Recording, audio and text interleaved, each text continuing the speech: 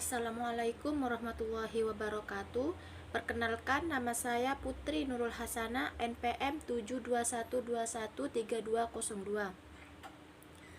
Saya di sini akan menjelaskan tentang pelatihan dan pengembangan sumber daya manusia, yang dimana pentingnya pengembangan SDM, pengembangan yang dimana suatu usaha untuk meningkatkan kemampuan teknis, teoritis, konseptual, dan moral karyawan sesuai dengan kebutuhan pekerjaan atau jabatan melalui pendidikan dan latihan.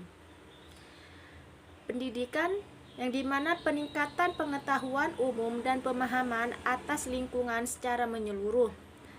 Latihan yang dimana suatu usaha peningkatan pengetahuan dan keahlian seorang karyawan untuk mengerjakan suatu pekerjaan tertentu. Adapun tujuan pengembangan, yang pertama meningkatkan produktivitas kerja, yang kedua meningkatkan efisiensi, yang ketiga mengurangi kerusakan, yang keempat menghindari atau mengurangi kecelakaan, yang kelima meningkatkan pelayanan atau konsumen, yang keenam memperbaiki dan meningkatkan moral karyawan, yang ketujuh meningkatkan karir, yang kedelapan meningkatkan cara berpikir, yang kesembilan meningkatkan kepemimpinan, yang kesepuluh meningkatkan prestasi yang pada akhirnya berdampak pada peningkatan balas jasa atau gaji.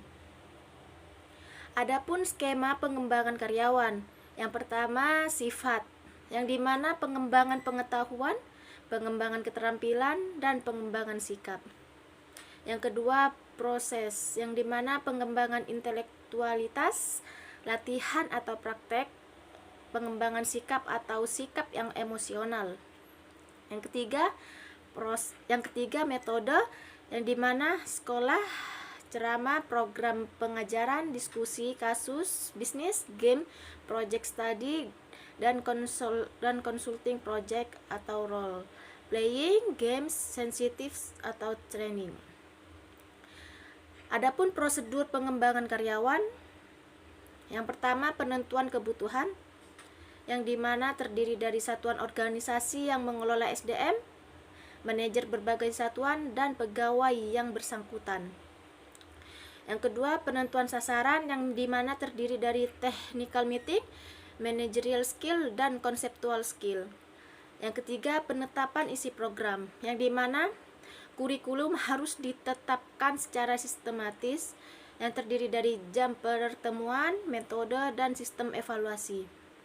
Yang keempat, identifikasi prinsip-prinsip belajar, yang dimana terdiri dari partisipatif, repetisi, relevansi, dan umpan balik, yang dimana belajar pada program pelatihan dilakukan dengan menggunakan pendekatan andragogi, yang dimanapun ada prinsip pembelajaran andragogi.